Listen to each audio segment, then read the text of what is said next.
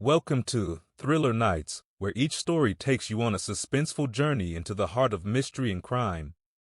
Thank you to all our subscribers for your support. If you haven't yet, hit that subscribe button for more thrilling nighttime tales.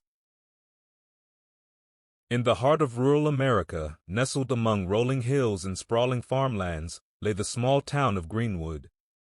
It was the kind of place where everyone knew each other, where doors were left unlocked, and where the biggest news of the day might be Mrs. Henderson's prize-winning pie at the county fair. Life in Greenwood moved at a slower pace, its residents finding comfort in the familiar rhythms of daily life.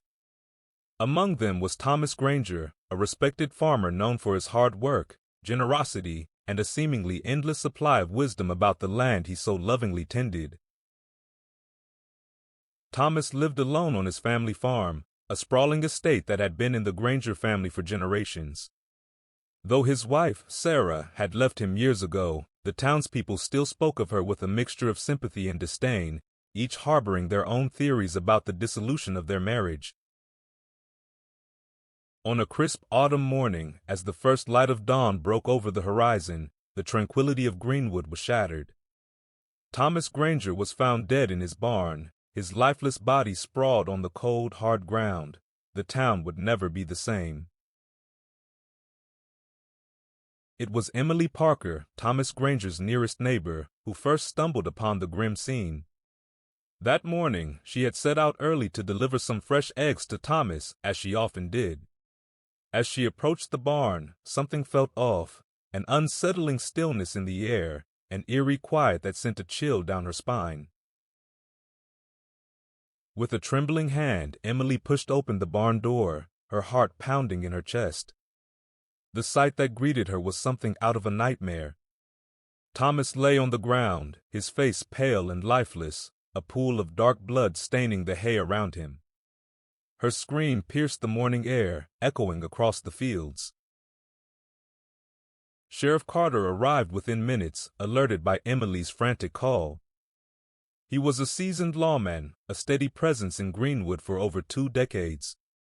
But as he surveyed the scene before him, even he felt a pang of dread. Thomas had been a friend, a fixture in the community. Now, he was a victim of a brutal crime that demanded answers. The barn was quickly cordoned off, deputies swarming the area to preserve any evidence. Sheriff Carter knelt beside the body, noting the lack of struggle, the odd position of Thomas's arms, and the broken watch on his wrist, stopped at precisely 11:13 p.m. Nearby, a single footprint in the dirt caught his eye, unfamiliar and distinct. As Sheriff Carter stood to address his deputies, the gravity of the situation weighed heavily on his shoulders. The peaceful town of Greenwood was now the scene of a murder investigation, and he was determined to find the truth, no matter where it led. The investigation began in earnest. Sheriff Carter started by questioning Emily, who was still visibly shaken. She recounted her morning routine, her arrival at the barn, and the horror of discovering Thomas's body. Her voice trembled as she described the odd stillness, the unsettling feeling that had gripped her before she even opened the door. Next, Sheriff Carter turned his attention to Thomas's family and close friends. He spoke with Sarah, Thomas's estranged wife, who lived in a modest house on the other side of town. Their divorce had been a source of gossip for years, and Sheriff Carter knew that their relationship had been tumultuous at best. Sarah's demeanor was cold, her answers curt. She claimed she hadn't seen Thomas in months, but the bitterness in her voice suggested otherwise. Jake Turner, a rival farmer who had long been at odds with Thomas over a disputed piece of land, was also on the list of suspects. When confronted by Sheriff Carter, Jake was defensive, insisting that their feud was old news and he had no reason to harm Thomas. But the sheriff noted the anger that flared in Jake's eyes, the barely concealed resentment. Then there was Lisa Morris, a young woman who had recently started working at the local diner. Rumors had swirled about her relationship with Thomas, whispers of secret meetings and stolen glances. When Sheriff Carter questioned her, Lisa was nervous, her eyes darting around as she spoke. She denied any romantic involvement, insisting that Thomas had been nothing more than a kind customer, but her evasiveness only added to the sheriff's suspicions.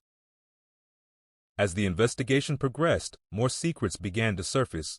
Sheriff Carter uncovered a hidden letter in Thomas's study, addressed to someone named L.M. The contents were cryptic, hinting at a secret that Thomas had been desperate to protect. Additionally, suspicious financial transactions were found in Thomas's bank records, suggesting he was being blackmailed or involved in something illicit. A breakthrough came when a reclusive witness, an elderly man named Harold who lived near the edge of town, came forward. He claimed to have seen a shadowy figure near Thomas's barn late at night. His description was vague, but it was enough to give Sheriff Carter a new lead. The list of suspects grew longer, and the lines between friend and foe blurred. Old grudges, hidden affairs, and buried secrets began to surface, painting a picture of a community rife with tension and deceit.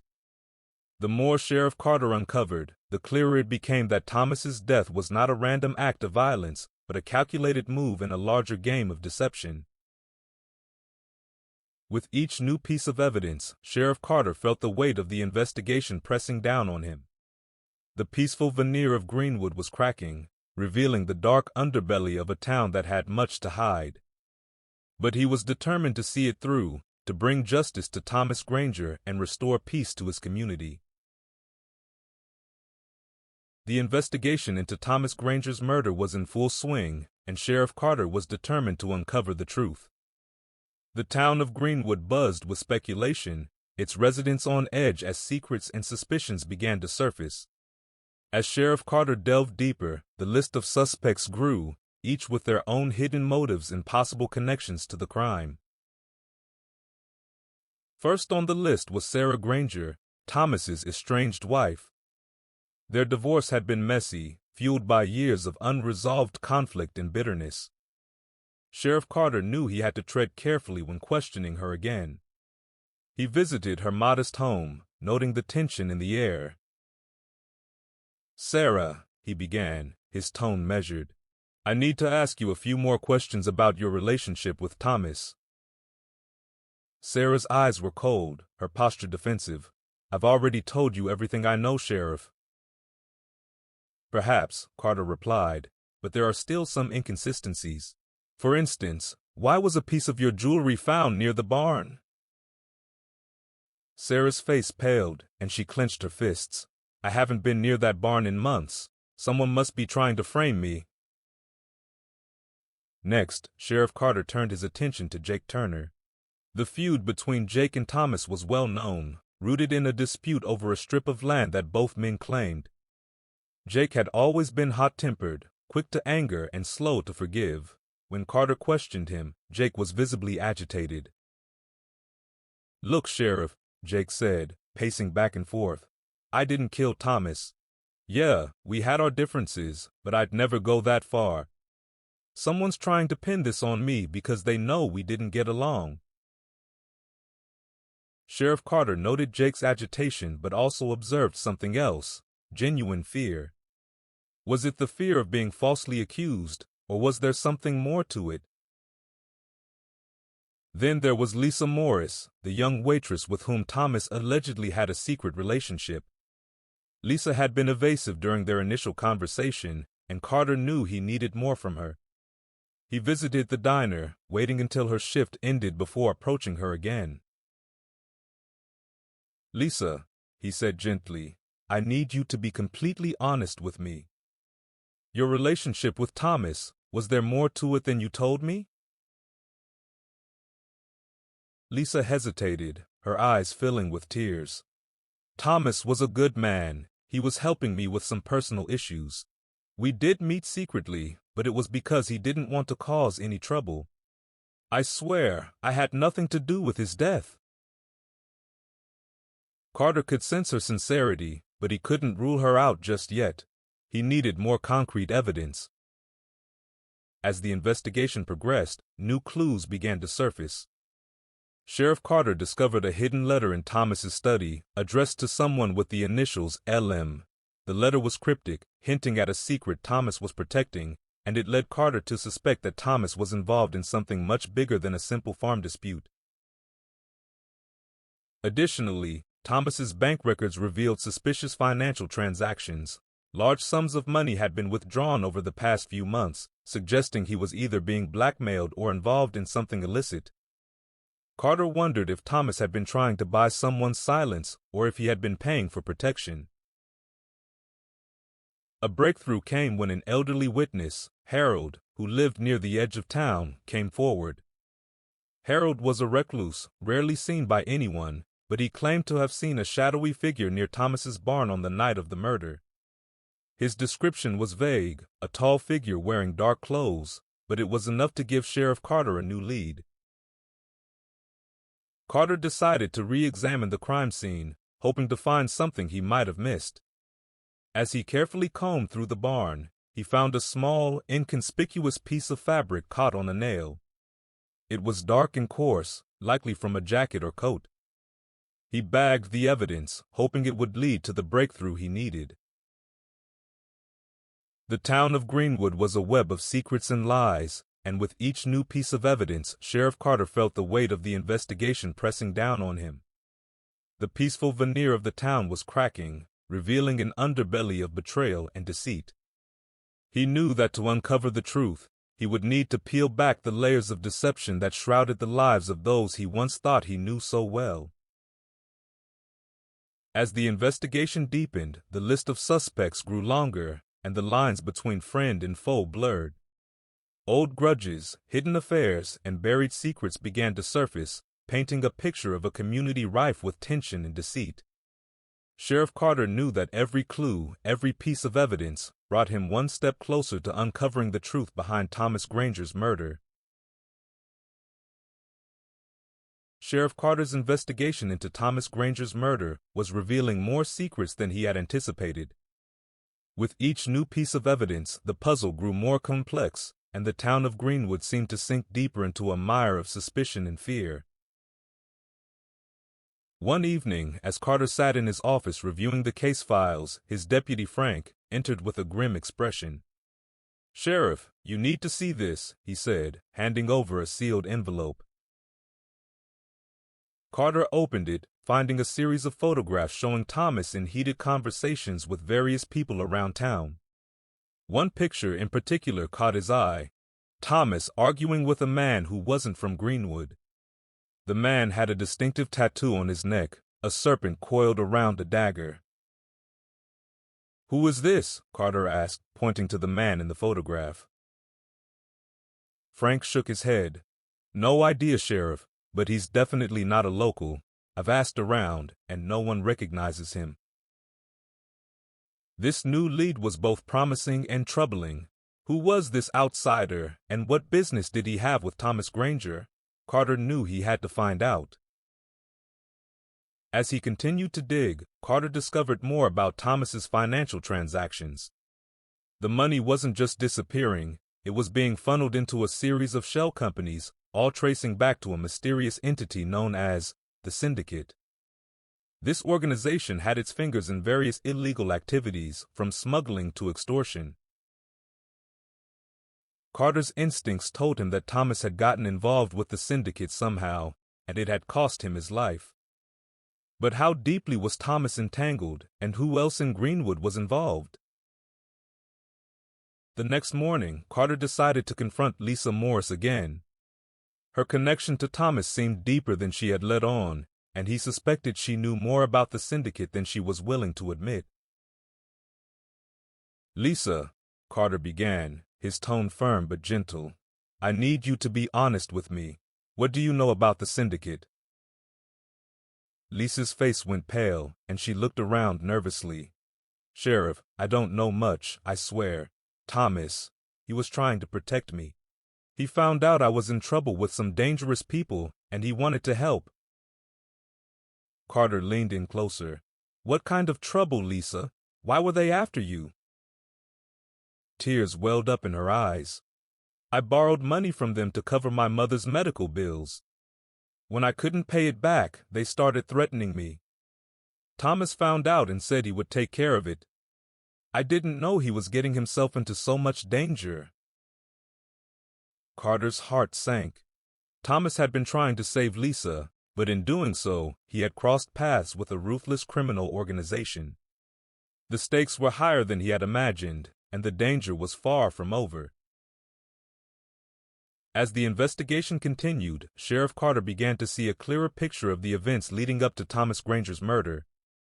The involvement of the syndicate added a new layer of complexity, and the lines between victim and perpetrator blurred even further.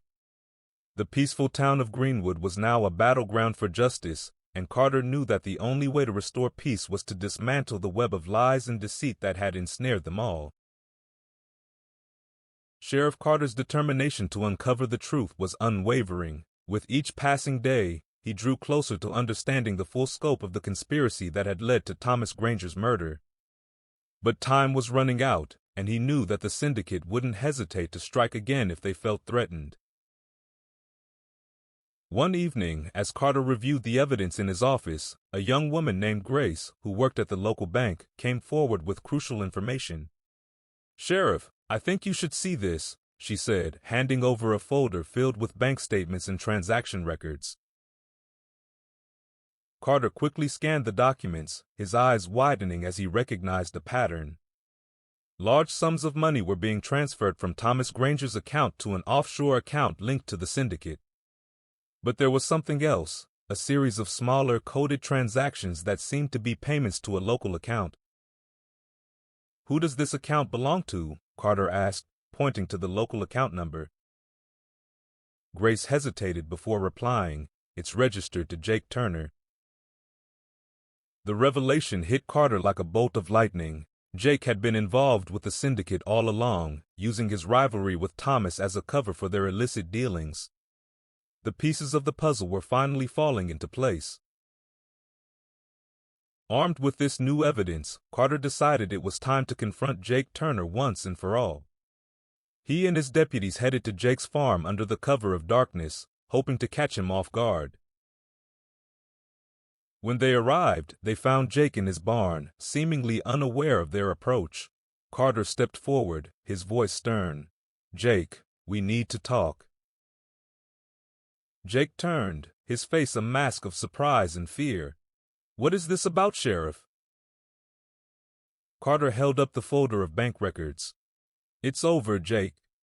We know about your involvement with the syndicate and the money you've been laundering through Thomas's account." Jake's expression shifted from fear to defiance. "You don't know what you're talking about, Carter. Thomas was the one in deep with them, not me." Carter took a step closer. "Enough lies, Jake. We have the evidence. It's time to come clean." Realizing there was no way out, Jake's shoulders slumped and he began to confess. "Fine, you got me. Yes, I was working with the syndicate. They approached me first, offered me a deal I couldn't refuse. When Thomas found out, he tried to stop me. I didn't kill him, but I know who did." Carter's heart raced. "Who killed Thomas, Jake?" Jake took a deep breath. "It was someone from the syndicate, a hitman named Victor. Thomas was getting too close to exposing us, so they took him out." With this crucial information, Carter knew he had the final piece of the puzzle. He quickly coordinated with state authorities to track down Victor and bring him to justice. The syndicate's reign of terror in Greenwood was finally coming to an end. The breakthrough in the case brought both relief and sorrow to the town of Greenwood. As Sheriff Carter moved swiftly to dismantle the syndicate's operations, the community began to heal from the wounds of betrayal and deceit. But the shadow of Thomas Granger's murder would linger, a reminder of the darkness that can lurk beneath the surface of even the most peaceful places. Sheriff Carter's relentless pursuit of justice led to a coordinated raid on a secluded cabin where Victor, the hitman from the syndicate, was hiding. With the support of state authorities, Carter and his team moved in swiftly and decisively. As they approached the cabin, the tension was palpable. The team surrounded the building, weapons drawn, ready for any sign of resistance. Sheriff Carter, taking a deep breath, shouted through a megaphone, "Victor, we know you're in there. Come out with your hands up." For a moment, there was only silence. Then, a window shattered, and Victor emerged, brandishing a weapon. The ensuing standoff was brief but intense. Shots were fired, and Victor, realizing he was outmatched, surrendered, dropping his gun and raising his hands in defeat. Carter and his team moved in, handcuffing Victor and securing the cabin. Inside, they found evidence that tied Victor directly to the syndicate and the murder of Thomas Granger. Documents, photographs, and communications revealed the full extent of the conspiracy, implicating several key figures in Greenwood and beyond. Victor, now in custody, was interrogated thoroughly. At first, he was defiant, but faced with overwhelming evidence and the prospect of a lengthy prison sentence, he began to talk. He confirmed Jake Turner's involvement and detailed how the syndicate operated, from extortion and money laundering to enforcing their will through violence and intimidation. The revelations were staggering. The syndicate's reach extended far beyond Greenwood, with connections to other towns and even across state lines. But for Sheriff Carter, the most important thing was bringing closure to the community he had sworn to protect. Jake Turner, too, was arrested and charged with multiple crimes, including conspiracy to commit murder and money laundering. As he was led away in handcuffs, the residents of Greenwood watched with a mixture of relief and disbelief. The man they had once seen as a fellow farmer was now exposed as a criminal who had betrayed their trust. With Victor's confession and the evidence gathered, Sheriff Carter worked tirelessly to dismantle the syndicate's operations in Greenwood. It was a monumental task, but piece by piece the criminal network was taken down.